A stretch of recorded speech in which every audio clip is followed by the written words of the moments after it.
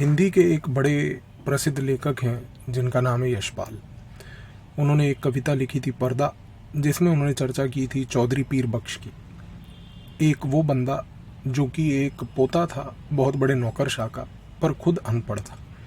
अपने घर में अपने परिवार के साथ रहता था। उसकी बीवी थी, 5 बच्चे थे। घर चलाने के लिए पैसे नहीं हुआ करते थे। पैसे के लिए अक्सर वो एक खान साहब नामक व्यक्ति से पैसे लिया करता था। जब वो खान साहब से पैसे लेता था, चंद दिनों के लिए घर चल जाता था। उसके बाद फिर से घर चलाने में समस्या आती थी, पर क्योंकि वो अनपढ़ था, किसी प्रकार का कोई काम नहीं करता था, तो पैसे वापस लौटाने में उसको अक्सर दिक्कत आया करती थी। अब एक बार उसने इतना कर्जा ले लिया खान साहब से कि खान साहब ने गुस्से में आके उसको बोला कि भाई अब आप मेरे पैसे वापस कीजिए। उसने कहा मैं अगली बार कर दूंगा। वो फिर गया, खान साहब से पैसे मांगे, फिर ले आया, चलता रहा। एक बार गुस्से में खान साहब उसके घर आ गए। जैसे ही वो घर पहुंचे, उन्होंने देखा कि घर के बाहर तो एक दरवाज़ा भी नहीं है, एक पर्दा लगा हुआ है। उन्होंने पर्दा खींचा, फेंक दिया, घर के अंदर घुसे और वहाँ देखा कि उसके जीवन के हालात तो बहुत ख़राब थे। बच्चे एकदम भूखे नंगे थे। साथ ही में देखा कि घर की जो औरतें थीं, उनके पास भी कपड़े ढंग के पहनने के नहीं थे। और तो और पीर बख्श का भी कोई बहुत अच्छा हालात नहीं था। खान साहब ने परिवार की दुर्दशा को देखते हुए बाहर निकले। उन्होंने कहा कि पैसे जाएं भाड़ में, इस गरीबी में ये आदमी रह रहा है, इससे क्या पैसा लेना। खान साहब तो चले गए, लेकिन पीर बख्श ने क्या किया, वो वहीं का वहीं बैठा रहा। उसमें हिम्मत नहीं थी कि अब वो उस पर्दे को उठाकर दोबारा अपने घर के आंगन में लगा पाए, क्योंकि वो पर्दा गिरने के बाद उसके घर की सच्चाई सामने राह चलते हुए सड़क के सारे यात्रियों के सामने एक्सपोज हो गई थी। आज की डेट में ये जो कविता है पर्दा, अगर आप देखें तो प्रेजेंट डे पाकिस्तान का हालात कुछ ऐसा ही है। आज की डेट में ये जो अनपढ़ पीर था, पीर बख्श, जो पढ़ा लिखा नहीं था, आज की डेट में पाकिस्तान की जो सोसाइटी है उसके साथ भी यही समस्या है कि वो भी एक प्रकार से पूरी की पूरी अनपढ़ों की सोसाइटी है। लिटरेसी लेवल वहाँ पर बहुत कम है। दूसरी सबसे बड़ी बात, पीर बख्श के घर में जो उसका बड़ा परिवार, 5 बच्चे, आज की डेट में अगर आप देखें तो पाकिस्तान के साथ भी यही हालात है कि उसका डेमोग्राफी जो है इतना ज़्यादा बड़ा है। इतने सारे लोग हैं जिनके पास ना तो कोई स्किल है, ना कोई नौकरी है, ना कुछ है। और तो और पीर बख्श की गरीब हालात, जो उसके घर के अंदर की गरीबी थी, आज की डेट में पाकिस्तान की आर्थिक स्थिति भी वैसे ही है। वो भी वैसे ही एक भूखा नंगा गरीब देश है। लेकिन चीज़ यहाँ नहीं रुकती। अगर आप देखें तो पीर बख्श के घर के बाहर लगा हुआ वो पर्दा आज की डेट का ये पाकिस्तान आर्मी है। और पाकिस्तान आर्मी जो ये पर्दा है, जब गिर जाता है तो समस्या होती है। क्यों? क्योंकि पर्दे से अंदर रहता हुआ पीर बख्श अभी तक तो खान साहब से पैसे लेता था। और इस कविता के हिसाब से अगर हम खान साहब को पाकिस्तान के सिनेरियो में देखें तो पाकिस्तान के लिए उनके खान साहब कौन थे? पहले अमेरिका और आज की डेट में चीन। और जब ये पर्दा गिर जाता है, पर्दा गिरने के बाद जब घर के हालात एक्सपोज होकर पूरे राह चलते यात्रियों के सामने आ जाते हैं, तो उस शर्म के मारे पीर बख्श में इतनी हिम्मत नहीं होती कि वो पर्दा उठा के वापस लगा ले। और ये जो गिरा हुआ पर्दा है, उसके पीछे एक एम्बैरेस्ड खड़ा हुआ पीर बख्श है। यह है आज की डेट में पाकिस्तान आर्मी, जो एक इल्यूजन में रह रही है, एक माया में रह रही है कि वो विश्व की एक बहुत बड़ी आर्मी है। इस माया में रह रही है कि उसके पास एक न्यूक्लियर परमाणु बम भी है, जिसके तहत वो किसी देश को भी जब चाहे नष्ट कर सकती है। अगर आपने ये चीज़ को ध्यान से सुना और समझा, तो मैं अब अगर मेन बात करूं इस एनालिसिस के बाद, तो आप एक चीज़ समझेंगे कि पाकिस्तान में आज की डेट में नवाज शरीफ आए या इमरान खान आए, फ़र्क क्या पड़ता है? पाकिस्तान में कोई भी आए, प्रॉब्लम नेता की नहीं, प्रॉब्लम पाकिस्तान है। प्रॉब्लम पाकिस्तान कैसे है? अगर सबसे पहली चीज़ के बारे में मैं शुरुआत करके आपको बताऊं, तो सबसे पहला ये है कि पाकिस्तान की आइडेंटिटी क्या है, उसका नज़रिया ए पाकिस्तान क्या है। इसको समझाने में पाकिस्तान हमेशा से परेशानी में रहा है। क्यों? क्योंकि जब ये देश बनने वाला था उससे पहले इस देश का कोई इतिहास नहीं था। 1947 से पहले पाकिस्तान एक इमेजिनरी आइडिया था, एक ऐसा आइडिया जो सिर्फ और सिर्फ चंद नेताओं के मन की बात थी। कभी भी वो टेरिटरी एग्जिस्ट नहीं करी। ब्रिटिश के छल कपट से 1947 में पाकिस्तान जैसा देश बन तो गया, लेकिन बनने के बाद पाकिस्तान एक अजीब सी परिस्थिति में आ गया। परिस्थिति ये थी कि पाकिस्तान के अंदर बहुत सारे अलग अलग डाइवर्स किस्म के लोग रहते थे। पश्तून थे, सिरैकी थे, पंजाबी थे, सिंधी थे। अब ये सारे लोगों को एकजुट करके इस डाइवर्स सोसाइटी को साथ लेके आगे चलना और बढ़ना पाकिस्तान के लिए एक सबसे महत्वपूर्ण काम था, लेकिन उसने ये नहीं किया। उसने इन सारे डाइवर्स ग्रुप्स जितने भी थे, सिराइकी से लेके, सिंधी से लेके, बलूची से लेके, पंजाबी से लेके, शिया से लेके, अहमदिया से लेके, पख्तून से लेके, सबको कंट्रोल करके उसके ऊपर एक सुपर इम्पोज करी गई इस्लाम की आइडेंटिटी। और ये इस्लाम की आइडेंटिटी इस प्रकार से इम्पोज करी गई कि इन सारे गुटों के अपने अपने जो कल्चर हुआ करते थे, अपनी अपनी जो प्रथाएं हुआ करती थी, उन सबको निगेट किया गया और एक इस्लाम की आइडेंटिटी को इम्पोज किया गया, उर्दू की लैंग्वेज को इम्पोज किया गया। जाहिर सी बात है, कोई भी गुट इस प्रकार से इस्लाम को और उर्दू लैंग्वेज को तब तक तो एक्सेप्ट करेगा नहीं जब तक वो उस इम्पोजिशन को अपने ही कल्चर के खिलाफ माने। मान लीजिए कि कोई आज की डेट में बलूची है, वो अपने बलूची प्रथाओं में मानता है, वो उनके बलूची लोगों के अपने कल्चर और ट्रेडिशन है, तो वो आज की डेट में उर्दू हो या पाकिस्तान की इस्लामिक आइडेंटिटी हो, उसको हमेशा सेकेंडरी रखेंगे। तो पाकिस्तान के लिए सबसे बड़ी समस्या क्या हुई? सबसे बड़ी समस्या ये हुई कि जब उसने इस्लामिक आइडेंटिटी को इम्पोज किया, इन गुटों ने उसको एक तरीके से रिपेल किया। और जैसे ही इन गुटों ने रिपेल किया, उसका कॉन्सिक्वेंस क्या निकला? कॉन्सिक्वेंस ये निकला कि 1947 से लेके आज 2024 तक पाकिस्तान इस चीज़ के लिए स्ट्रगल कर रहा है कि उसकी एग्जैक्ट आइडेंटिटी क्या है। आज की डेट में एक पाकिस्तान में रहने वाले किसी व्यक्ति से अगर आप बात करें तो वो खुद कंफ्यूज्ड रहता है। उसको ये भी नहीं मालूम है कि वो आज की डेट में अपने आप को पहले पाकिस्तानी कहेगा या पहले मुसलमान कहेगा। ये कन्फ्यूजन नहीं है, ये एक प्रॉब्लम है। ये प्रॉब्लम इसलिए है क्योंकि उसके पास उसको खुद ही नहीं पता कि उसकी आइडेंटिटी है क्या। क्योंकि जब पूरे देश को देश की ही आइडेंटिटी नहीं मालूम है, तो इस प्रकार से एक नागरिक को उस देश की आइडेंटिटी क्या मालूम होगी। समस्या वैसे भारत में भी गंभीर है। हम लोग भारतीय कम और अपने अपने रीजनों के हिसाब से ज़्यादा जाने जाते हैं।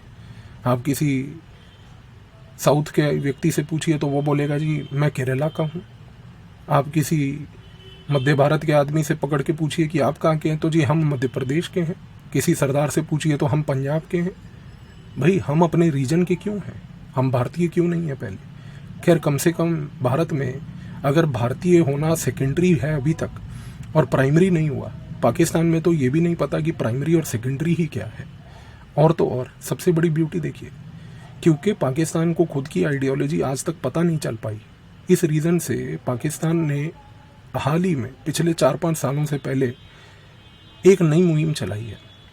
आप जान के हैरान होंगे कि पाकिस्तान ने एक बॉडी बनाई है, पाकिस्तान की सरकार ने, और उस बॉडी को आज की डेट में पाकिस्तान की आर्मी भी सपोर्ट करती है। बॉडी का नाम है पाकिस्तान आइडियोलॉजी कोऑर्डिनेशन कमेटी। ये जो पाकिस्तान आइडियोलॉजी कोऑर्डिनेशन कमेटी है, आप जान के हैरान हो जाएंगे, इस कोऑर्डिनेशन काउंसिल का जो हेड है वो है हाफिज सईद, लश्कर ए तैयबा का चीफ, एक आतंकवादी, एक वो व्यक्ति जो एक आतंकवादी संगठन को चला रहा है। आज की डेट में पाकिस्तान की सरकार ने, पाकिस्तान की आर्मी ने इस व्यक्ति को पाकिस्तान की आइडियोलॉजी बनाने का जिम्मा दिया है। और तो और आज की डेट में नज़रिया पाकिस्तान हाफिज सईद ने क्या बनाया है? हाफिज सईद ने नज़रिया पाकिस्तान 2 पॉइंट पे बनाया है। नज़रिया पाकिस्तान का सबसे पहला जो कंपोनेंट है वो ये है कि हिंदू और मुसलमान साथ साथ नहीं रह सकते। एक हेट्रेड पाकिस्तान के लोगों में हिंदुस्तान को लेके, भारत को लेके, ये उसने भरी है। और दूसरी सबसे बड़ी बात, दूसरी जो आइडेंटिटी का पॉइंट हाफिज सईद ने प्रोपोगेट किया है वो ये है कि भारत हमारे लिए आने वाले 1000 सालों तक एक खतरा है। तो भारत के साथ लड़ाई 1000 साल तक चलती रहेगी। 1000 ईयर कॉन्फ्लिक्ट ये ख़त्म नहीं होगा, क्योंकि ये लड़ाई टेरिटरी की नहीं है, ये लड़ाई एक आइडियोलॉजी की है, ये लड़ाई हिंदू और मुसलमान की है। इस नज़रिए से पाकिस्तान अपनी आवाम को, अपने लोगों को आज की डेट में ये आइडियोलॉजी दिया जा रहा है। और तो और अगर आप आगे बढ़ के देखें तो आप एक चीज़ और भी देखेंगे कि पाकिस्तान जो है वो एक आर्मी कंट्रोल्ड डेमोक्रेसी है। आर्मी कंट्रोल्ड डेमोक्रेसी का मतलब क्या है?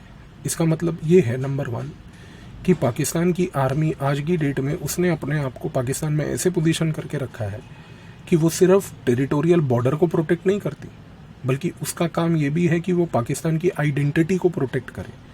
सबसे बड़ी ब्यूटी ये है कि अभी जो हमने चर्चा करी उसके तहत ये चीज़ हमें एकदम स्पष्ट तरीके से समझ आती है कि पाकिस्तान की खुद की कोई आइडेंटिटी तो है नहीं, लेकिन आइडेंटिटी के 2 पॉइंट ज़रूर हैं। हिंदुओं के खिलाफ लड़ाई, भारत के खिलाफ लड़ाई। तो पाकिस्तान की आर्मी आज की डेट में ये बोलती है कि नज़रिया पाकिस्तान जो है, जो पाकिस्तान आर्मी के हिसाब से नज़रिया पाकिस्तान है, वो है 1000 साल तक चलने वाली भारत के खिलाफ लड़ाई, 1000 साल तक चलने वाली हिंदुओं के खिलाफ लड़ाई।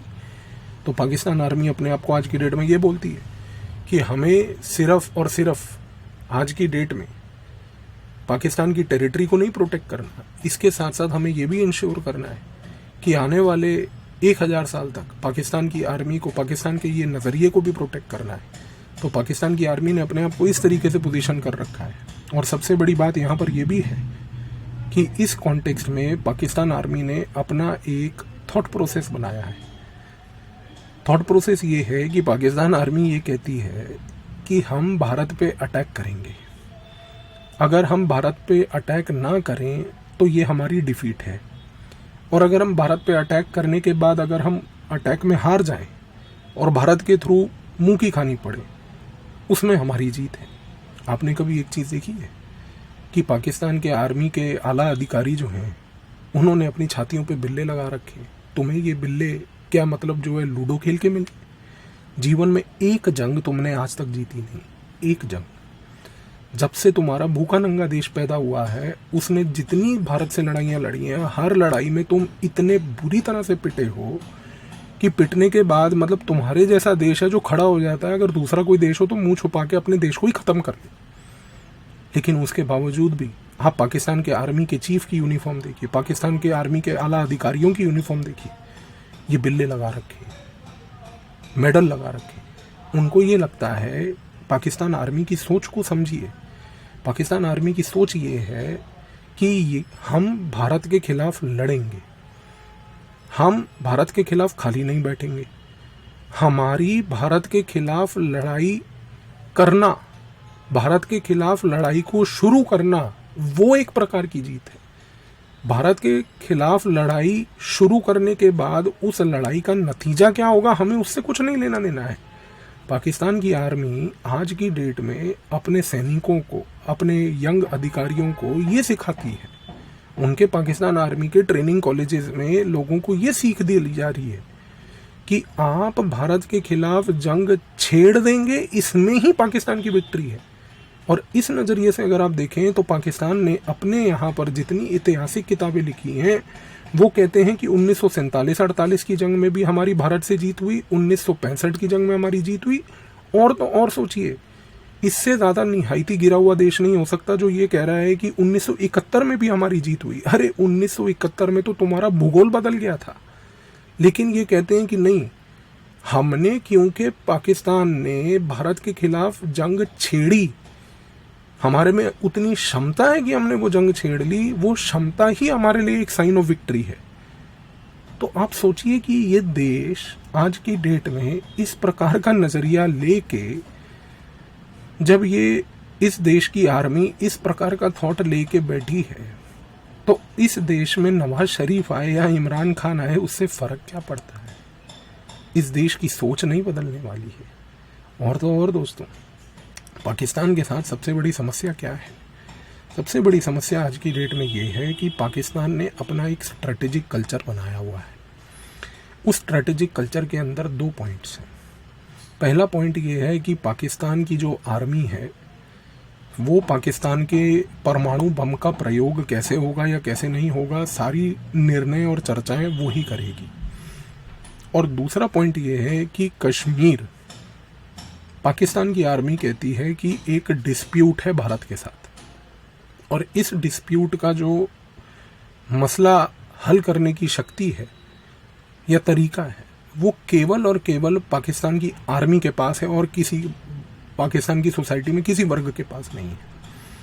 थोड़ी देर पहले मैंने आपको ये बात बोली थी कि पाकिस्तान कहता है कि भाई we are an army controlled democracy. यदि पाकिस्तान एक आर्मी कंट्रोल्ड डेमोक्रेसी है तो इस कॉन्टेक्स्ट में अब आपको समझना है कि पाकिस्तान में चाहे नवाज शरीफ आए या इमरान खान आए, इन दोनों पार्टियों के सवाए या कोई तीसरा आदमी आए, हर एक पाकिस्तान के आए गए पॉलिटिकल सेटअप में जिस भी व्यक्ति को पाकिस्तान की आर्मी सिलेक्ट करती है, मैं शब्द सिलेक्ट बोल रहा हूँ, मैं इलेक्ट नहीं बोल रहा हूँ, क्योंकि पाकिस्तान की आवाम किसी को इलेक्ट नहीं करती। पाकिस्तान की आवाम जाकर जो मर्जी बटन दबा दे, सिलेक्शन पाकिस्तान की आर्मी करेगी। समस्या आज की डेट में क्या हुई है कि पाकिस्तान की आर्मी ने सोचा ये था कि भाई सिलेक्शन का प्रोसेस तो हमारे हाथ में है, उन्होंने नवाज शरीफ को सिलेक्ट कर रखा था, लेकिन जब लोगों ने बटन दबाया तो वो चला गया इमरान खान की ओर। अब दिक्कत ये है कि पाकिस्तान की आर्मी की स्क्रिप्ट हो गई खराब, लेकिन इस समस्या से पाकिस्तान बाहर आ जाएगा क्योंकि पाकिस्तान की आर्मी ने निर्णय ले रखा है केवल नवाज शरीफ। आने वाले समय में कल को इमरान खान के साथ कुछ हो जाए या उसकी हालात जो है जुल्फिकर अली भुट्टो की तरह हो जाए या उसकी हालात मान लीजिए किसी और पाकिस्तानी नेता की तरह हो जाए, तो इसमें कोई आश्चर्य नहीं होना चाहिए। समस्या ये है कि पाकिस्तान की आर्मी का थॉट प्रोसेस सिंपल है। थॉट प्रोसेस केवल ये है कि भाई हमें ये चीज़ इंश्योर करनी है कि जो भी राजनेता पाकिस्तान में राजनीतिक तौर पर आए उसका बैलेंस इस तरीके से आर्मी के साथ बना रहे कि वो आर्मी की इन दो चीज़ों के ऊपर किसी प्रकार की टिप्पणी ना करे। पहली चीज़ कि पाकिस्तान अपना परमाणु बम किस तरीके से और किन परिस्थितियों में प्रयोग करेगा, और दूसरी सबसे बड़ी चीज़ कि पाकिस्तान की आर्मी मसला कश्मीर का हल भारत के साथ कैसे निकालेगी। इन चीज़ों के ऊपर यदि किसी राजनीतिक वर्ग ने पाकिस्तान में किसी प्रकार की टिप्पणी की तो पाकिस्तान की आर्मी कहती है कि हम उसको हटाएंगे। और आज तक पाकिस्तान का रिकॉर्ड रहा है कि किसी भी पॉलिटिकल वर्ग ने, राजनीतिक वर्ग ने अपना पूरा समय प्राप्त करके टेन्योर कंप्लीट नहीं किया, क्योंकि उससे पहले ही उसको हटा दिया गया है। क्योंकि राजनीतिक वर्ग, अब आप समझिए कि जब भी पाकिस्तान में आता है उसको ये पता है कि मुझे आर्मी की छत्र छाया में काम करना है, लेकिन फिर वो अपनी स्पेस बनाने की खोजता है। अब क्योंकि राजनीतिक वर्ग पाकिस्तान के लोगों से जुड़े हुए हैं तो लोगों की कुछ आशाएं हैं, उम्मीदें हैं, और लोगों को ये लगता है कि भारत के साथ हमारे को किसी प्रकार का व्यापार करना चाहिए, भारत के साथ रिश्ते अच्छे करने चाहिए। लेकिन भारत के साथ रिश्ते अच्छे करने की कोशिश में ये जो पाकिस्तान की राजनीतिक दल हैं, जब ऐसी कोई मुहिम उठाते हैं या कदम लेते हैं तो पाकिस्तान आर्मी इनके पंख काट देती है। तो पाकिस्तान आर्मी ने एक चीज़ स्पष्ट कर रखी है कि भारत के साथ रिश्ते तब तक नॉर्मलाइज नहीं किए जाएंगे जब तक मसला कश्मीर पे हल नहीं निकलेगा। खैर, हमें कोई मतलब नहीं है कि मसला कश्मीर पे हल निकले या ना निकले, क्योंकि हमारे लिए तो मसला कश्मीर केवल एक है कि आपने इलीगली पाकिस्तान ऑक्यूपाइड कश्मीर को ऑक्यूपाई करके रखा है, आप हमें वो चुपचाप लौटा दीजिए। आप चोर हैं, आपने टेरिटरी चोरी करी है, आपसे बढ़कर कोई चोर देश में पूरे इस संसार में नहीं है। आप हमारी को टेरिटरी हमारी वापस लौटा दीजिए, मसला कश्मीर ख़त्म हो गया, सॉल्व हो गया। तो सबसे बड़ी चीज़ यहाँ पर ये है। दूसरी बात, पाकिस्तान ने जो परमाणु बम बनाया है, ये परमाणु बम पाकिस्तान की आर्मी आज जानती है कि ये परमाणु बम मैंने भारत के ऊपर प्रयोग करने के लिए नहीं बनाया। ये जानती है कि मैंने ये परमाणु बम किसी के ऊपर प्रयोग नहीं करना। उसको ये पता है ये परमाणु बम से मुझे दो फायदे होंगे। पहला फायदा ये होगा कि इस परमाणु बम की आड़ के अंदर रहते हुए मैं भारत के खिलाफ जिहाद करूंगा, मैं तंजीम बनाऊंगा, लश्कर तैयबा, जैश ए मोहम्मद, जमात उद दावा, इस प्रकार के तंजीम बनाकर भारत के खिलाफ लड़ाई मोलूंगा और इस प्रकार का एडवेंचरिज्म करता रहूंगा। क्योंकि कल को भारत अगर मुझे किसी प्रकार की आंख दिखाए कि तुमने लश्कर तैयबा का प्रयोग करके हमारे यहाँ पर आतंकवादी संगठन के थ्रू हरकतें क्यों करवाई, तो हम भारत को डराएंगे, धमकाएंगे कि तुमने अगर यदि हम पे कुछ किया तो हम तुम्हारे ऊपर परमाणु बम दागेंगे। भारत ने इसको टैकल करने का नज़रिया और तरीका निकाल लिया है। इसका तरीका ये है कि अगर मान लीजिए लश्कर तैयबा, जैश ए मोहम्मद जैसा कोई भी संगठन अगर भारत के ऊपर किसी प्रकार का एडवेंचरिज्म करता है, तो भारत आज की डेट में ऐसी स्ट्रेटेजी अपनाता है कि जिसके तहत पाकिस्तान को हम सबक भी सिखाएं, लेकिन पाकिस्तान अपने परमाणु बम का धमकी दे के हमको किसी प्रकार से डरा ना पाए। उसमें हम सर्जिकल स्ट्राइक का प्रयोग करते हैं। सर्जिकल स्ट्राइक के प्रयोग में सबसे बड़ा एडवांटेज क्या होता है? एडवांटेज ये होता है कि सर्जिकल स्ट्राइक में हम एक पिन पॉइंटेड ऑपरेशन करते हैं, इंटेलिजेंस गैदर करके स्पेशल फोर्सेस के थ्रू। हम उस ऑपरेशन में केवल और केवल टेररिस्ट के वो सिर्फ लॉन्च पैड जो हैं उन्हीं को डिस्ट्रॉय करते हैं। अब हम अगर टेररिस्ट के उस लॉन्च पैड को वहाँ जाके डिस्ट्रॉय करके आते हैं, उसके लिए हमें पाकिस्तान के अंदर भी घुसना पड़ता है और पाकिस्तान की एयर स्पेस से लेके उसकी टेरिटरी सबको वायलेट करते हुए अंदर जाके घुस के उसकी घर के अंदर घुस के वो ऑपरेशन करना पड़ता है और वहाँ जाके उसके घर के अंदर घुस के उसके टेररिस्ट मारने पड़ते हैं। और हमने किया भी है, हम करते भी आए हैं और आगे भी करेंगे। लेकिन सबसे बड़ी चीज़ क्या है कि इस ऑपरेशन के बाद पाकिस्तान लाचार हो जाता है। वो लाचार इसलिए हो जाता है क्योंकि हम जब सर्जिकल स्ट्राइक करके आते हैं तो उसके बाद पाकिस्तान एक ऐसी परिस्थिति में पड़ जाता है कि उसको समझ ही नहीं आता कि अब मैं क्या करूं। अगर तो वो पूरे संसार के सामने खड़े होकर चिल्लाए कि भारत मेरी टेरिटरी में घुस गया, उसने अपने यहाँ पर जाबाज सोल्जर भेजे, उसने अपने सैनिकों के साथ साथ अपनी एयरफोर्स भेजी, उसने मेरे खिलाफ सर्जिकल स्ट्राइक करी। अगर पाकिस्तान ने ऐसा हल्ला गुल्ला किया तो भारत बोलेगा हाँ मैंने करी, मैंने इसलिए करी, मैं तेरी टेरिटरी में इसलिए घुसा क्योंकि तेरी टेरिटरी में वहाँ पर आतंकवादी थे, मैंने उन आतंकवादियों को मारा।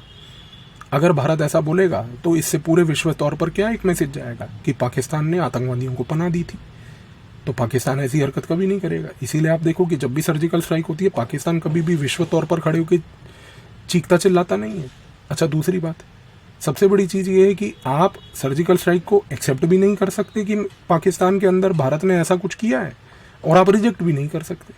आप रिजेक्ट इसलिए नहीं कर सकते क्योंकि यदि आप कहें कि नहीं भारत ने तो मेरे अंदर आके मेरी टेरिटरी में कुछ किया ही नहीं, तो एक चीज़ तो तय है कि अगर आपने ये मना कर दिया कि भारत ने कुछ किया ही नहीं, तो हम तो बोल रहे हैं कि हम तो गए थे, हम तो खुलेआम बोल रहे हैं, हम तो चौड़ में बोल रहे हैं कि हम गए थे, और हम बोल रहे हैं हमने आपके 100, 200, 250, 300, 400, 500 तो इतने आतंकवादी मारे। तो समस्या क्या है? समस्या ये है कि पाकिस्तान जो अभी तक इन परमाणु बम की आड़ में भारत के खिलाफ आतंकवादी हरकतें करता आ रहा था, भारत ने उसको तोड़ने का एक नज़रिया निकाल लिया है। सर्जिकल स्ट्राइक के तहत पाकिस्तान ना तो उसको एक्सेप्ट कर सकता है ना रिजेक्ट कर सकता है। हाँ, पाकिस्तान एक काम कर सकता है, और आप जानते हैं कि पाकिस्तान के पाले हुए भारत की राजनीति में कई ऐसे नेता से लेके कई ऐसे वर्ग हैं जो पाकिस्तान का एजेंडा चलाने के लिए भारत की सरकार को जरूर खड़े होकर ये सवाल पूछेंगे कि नहीं आप हमारे को प्रूफ दीजिए कि सर्जिकल स्ट्राइक हुई थी या नहीं हुई थी। बाकी समझदार को इशारा काफ़ी है, और आप समझ रहे हैं कि यहाँ पर बातें किसकी हो रही हैं, क्योंकि ऐसे प्रूफ मांगने वाले हर बार इकट्ठे हो जाते हैं झुंड में। तो ये चीज़ जरूर है, तो वो अपना एजेंडा ज़रूर चला लेंगे पाकिस्तान वाले इन हरकतों के तो। लेकिन दूसरी चीज़ कि भाई आज की डेट में पाकिस्तान ये भी जानता है कि मैंने जो परमाणु बम बनाया है, खैर मैं इसके साथ सिर्फ चिल्लम चिल्ला कर सकता हूँ ये कह के कि मैं भारत के खिलाफ इसका प्रयोग करूँगा। पाकिस्तान भी जानता है कि वो अपने परमाणु बम को भारत के ऊपर कभी नहीं गिराने वाला। लेकिन एक चीज़ महत्वपूर्ण है, पाकिस्तान ने ये परमाणु बम बनाया इसलिए है क्योंकि वो ये बात जानता है कि कल को ये परमाणु बम मेरी सुरक्षा की गारंटी है। कैसे? सुरक्षा की गारंटी ऐसे है कि कल को यदि पाकिस्तान की आर्थिक हालात इतने ख़राब हो जाएं कि पाकिस्तान पूरा का पूरा कोलैप्स करने लगे, तो उस समय पाकिस्तान के पास ये परमाणु बम होगा और पाकिस्तान पूरे विश्व तौर पर खड़े होकर ये बात बोलेगा कि देखिए, अगर मेरी आर्थिक परिस्थिति खराब हुई और मेरी आर्थिक परिस्थिति खराब होने के बाद अगर ऐसी स्थिति आई कि मैं आर्थिक तौर पर कोलैप्स कर जाऊंगा, तो इसका खमियाजा ये होगा कि अगर पाकिस्तान की राजनीति कोलैप्स कर गई, पाकिस्तान की आर्मी अगर कोलैप्स कर गई, तो ये पाकिस्तान का परमाणु बम जो है ये गलत हाथों में चला जाएगा। तो पाकिस्तान आज की डेट में ये बात जानता है कि मेरा परमाणु बम मेरे को फ्यूचर में विश्व तौर से मदद दिलवाने की एक गारंटी है। पाकिस्तान ये बात जानता है कि अगर कभी ऐसी परिस्थिति हुई कि उसके आर्थिक तौर पर ऐसा संकट आ गया कि जिसकी वजह से उसकी आर्थिक कोलैप्स होने लग जाए, उस चीज़ को रोकने और बचाने के लिए पाकिस्तान हमेशा से ये काम कर सकता है कि वो खड़े होकर विश्व स्तर पर बोले कि भैया आप सारे देश मिलकर मेरी मदद करो, वरना ये पाकिस्तान का परमाणु बम अगर किसी गलत हाथों में किसी आतंकवादी संगठन के लग गया तो कल को वो बटन कहाँ दबा के किसको तोड़ फोड़ देंगे, उसके बाद उसका खमियाजा फिर हमारे केस में हमारे हाथ में नहीं होगा। तो पाकिस्तान ये जानता है कि लॉन्ग रन में चाहे जो मर्जी हो, अमेरिका और बाकी वेस्टर्न कंट्रीज़ के जो देश हैं वो भागते भागते आएंगे पाकिस्तान को बचाने के लिए। चाहे आज की डेट में अमेरिका इतना ज़्यादा खुश ना हो इस बात से कि भाई अमेरिका ये कहे कि पाकिस्तान तुम चाइना के साथ इतने क्यों डटे हुए हो, लेकिन वो ये बात जानता है, उसको ये बात पता है कि एक ना एक दिन मेरा अंतिम सहारा तो अमेरिका ही है। लेकिन आखिर में एक बात और बोलूँगा और वीडियो समाप्त करूँगा ये कह के कि आज की डेट में पाकिस्तान का जो खान साहब है, मैंने आपको बताया था, वो चाइना है। और वो चाइना क्यों है? वो चाइना इसलिए है क्योंकि चाइना अपने 3 मकसद पाकिस्तान के साथ एंगेज करके पूरे करना चाह रहा है। चाइना का पहला मकसद है कि पाकिस्तान के साथ अपने रिश्ते मजबूत करे। इन मजबूत रिश्तों के बाद पाकिस्तान की आर्थिक तौर पर इस तरीके से मदद की जाए कि वो सारा का सारा पैसा पाकिस्तान भारत के खिलाफ जिहाद में लगाए।